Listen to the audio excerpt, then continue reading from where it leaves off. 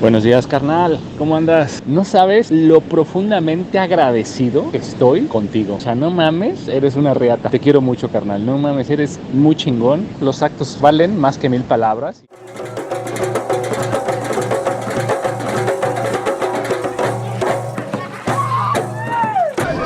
Pues amanezco aquí en el Mina, un puerto pesquero, una localidad pesquera bien movido, y vine a conocer un fuerte. Desde hace meses estoy coordinando con un querido amigo que me mande un poco de equipo. Todo eso que se me ha ido rompiendo durante el viaje y que es muy difícil o imposible encontrar en África. Sí, pues haz una lista, güey, si puedes, detallada, güey, de lo que te haga falta. Hacer un envío por mensajería desde Europa hasta África vale una fortuna que no puedo pagar. Así que estamos viendo opciones para mandar las cosas.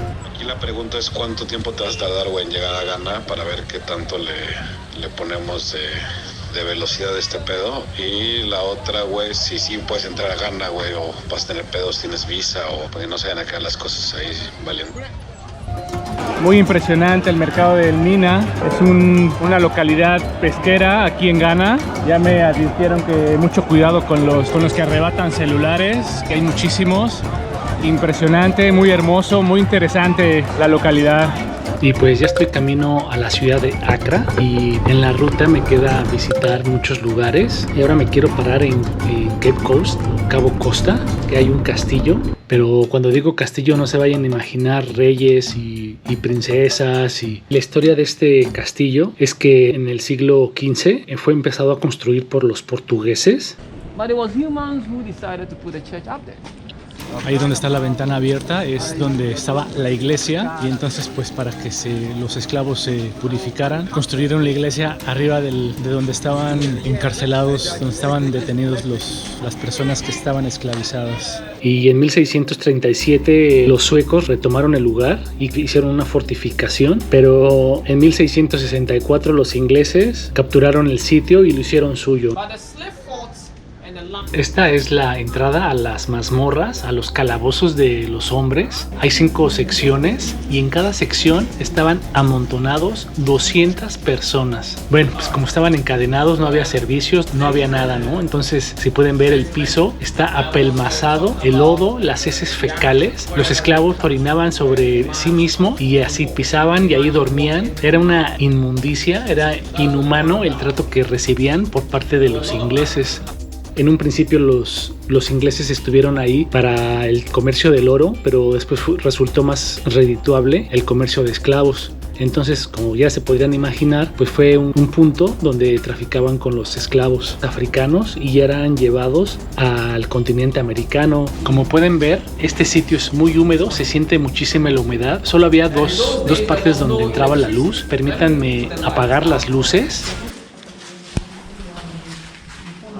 Así es como estaba, era lo que podían ver los esclavos, casi total oscuridad. Y aquí estaban hacinados 200 personas por cada cuarto. Pueden imaginarse el martirio de estar 3 meses aquí encadenados antes de ser vendidos y llevados al continente americano.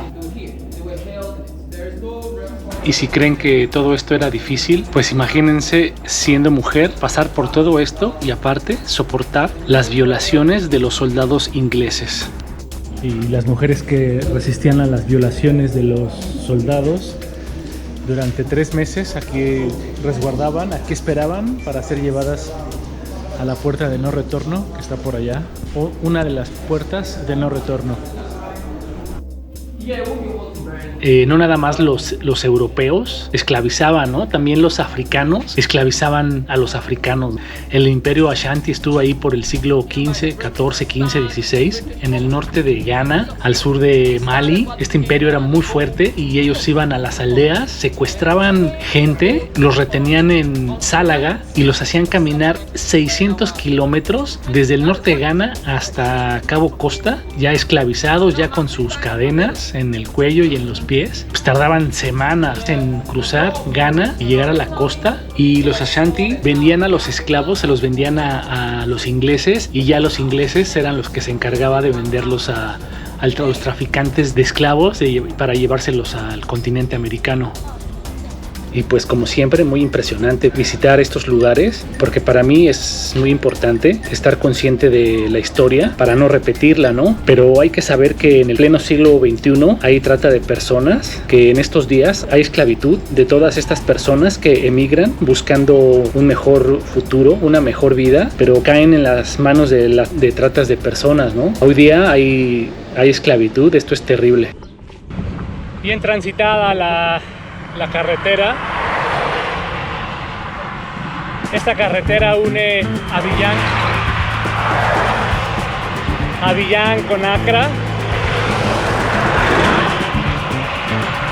En algunos tramos puedo circular por el Arsén y en otros tramos pues no, está bastante feo como en este momento. Tengo que ir muy atento a la carretera, sobre todo cuando voy de un lado, cuando no puedo ir en el Arsén, en el acotamiento. Tengo que ir mucha atención. El camino está bastante complejo, muchísimo tráiler, muchísimos vehículos. Es mediodía, ya ponché 3 veces. Pues como vengo rodando por el acotamiento, por el Arsén, he tenido varias ponchaduras y encuentro pequeños alambres que ponchan la llanta. Voy a ver por qué se ponchó esta vez. Pues se ponchó de la parte de abajo, o sea, quiere decir que hay un rayo que se metió y que ponchó la cámara. Ya está un poco reseca, ya tiene algunas fracturas, aquí ya está abierto. En Abiyán fui a Decathlon a tratar de conseguir las cámaras, pero no había del número. Voy a ver si en Accra me dijeron que sí hay cámaras de esa medida, 28x700. Así que a reparar las cosas. Ya las pude reparar.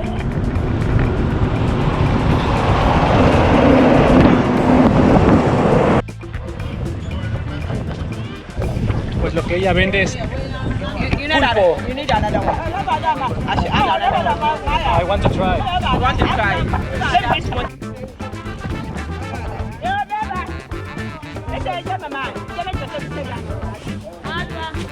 Pues me paré a comer y venden el pulpo, está frito y lo sirven con una salsita.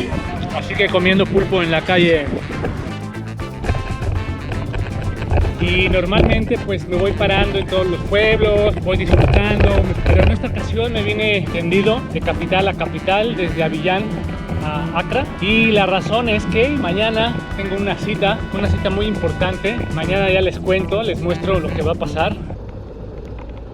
A ver, la movida es, tengo el que baja en el 21, pero luego también vienen gente de Ghana que va a estar prácticamente todo el mes, o sea, desde el 20 de mayo a finales de junio van a estar aquí y luego se van. Y pues esta es la razón por la que ando a todo pedal, para poder recoger las cosas antes de que se regrese la persona a Noruega. Pues ya estoy en las afueras de Accra, estoy a 30 kilómetros de mi destino y ya empieza el sabor citadino, ya empieza el caos. Son las 4 de la tarde. Son las 4 de la tarde y está hecho una locura, hay obra, están ampliando la carretera, ya como siempre en todas las capitales.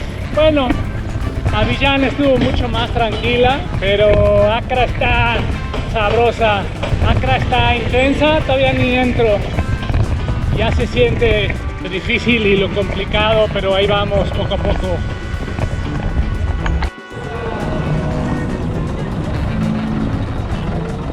Pues estoy a todo pedal aquí en Accra, ya está pronto a caer la noche, me faltan 15 kilómetros, estoy fundido. Después de 130 kilómetros está pesado, está un poco caliente la zona, así que no me puedo parar a nada, tengo que pedalear y pedalear hasta llegar al hostal, así la entrada a Accra.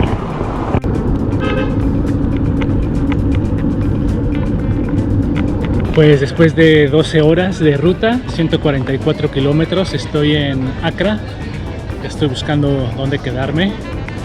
Al rato nos vemos, estoy fundido, pero muy contento, mucho estrés en la carretera, varios sustos con los camioneros, pero bien, no pasó nada, ahora a descansar.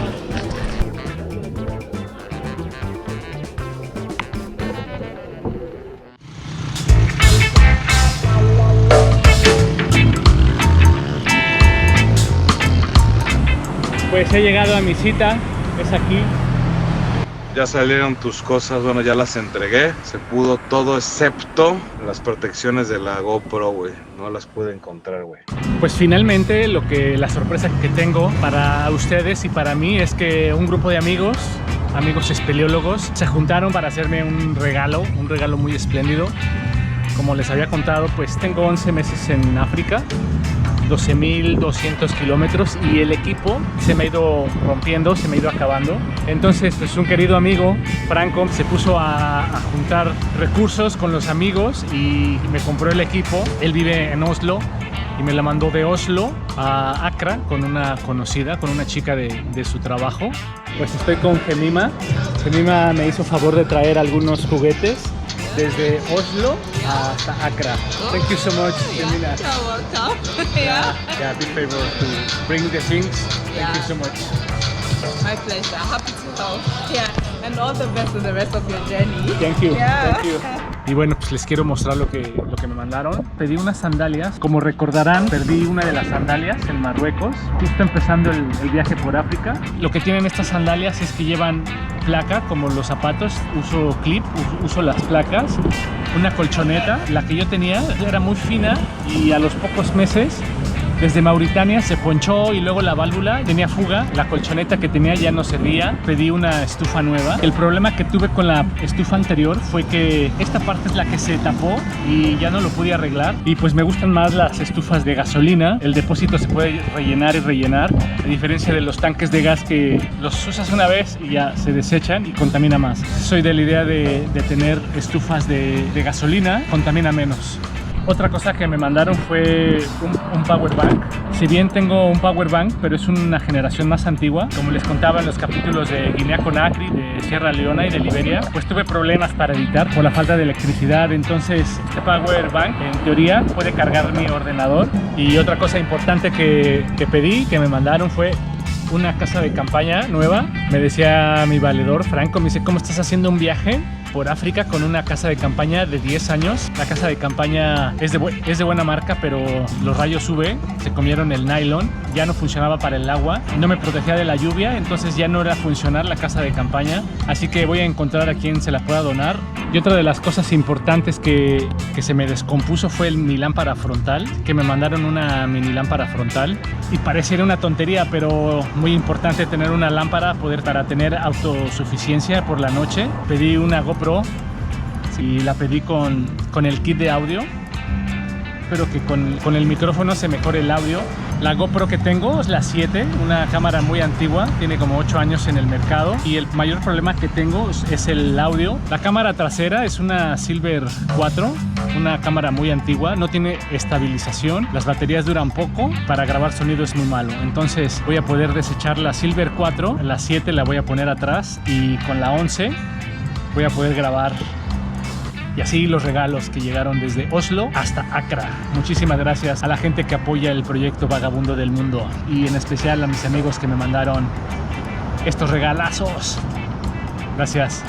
Canal, con mucho cariño, güey. La verdad es que me da un chingo de gusto que estés haciendo algo, ¿sabes? Chido. Uno acá encerrado en la pinche chamba, entonces también se siente chido. De cierta forma, güey, viajas por la banda. Cuando pones tus videos y todo el pedo, pues está chido, ¿no? O sea, todos los que te conocemos, está chido. No es nada más de aquí para allá, también hay mucho de ti para la banda, güey. Buenos días, carnal. ¿Cómo andas? No sabes lo profundamente agradecido que estoy contigo. No mames, primero buscar las cosas, coordinar las compras y luego hacer la cooperacha. No mames, eres una reata. Te quiero mucho, carnal. No mames, eres muy chingón. Muchas gracias por ese super apoyo. No mames, así te rifaste. Todas las cosas que necesito ya están en Accra. Ese super aliviane que me haces, puta, pues lo valoro un chingo. Los actos valen más que 1000 palabras, y es el apoyo moral, ¿no? El apoyo de, pues estás haciendo algo chingón. Profundamente agradecido. Te quiero un chingo, eres un chingón. La vida se cuenta con hechos, no con palabras. Saludos para Joana, para tu chaval, a tu jefa. En un rato le escribiré a tu mamá para agradecerle. Bueno, a las 6 personas que apoyaron. Puta, muchísimas gracias.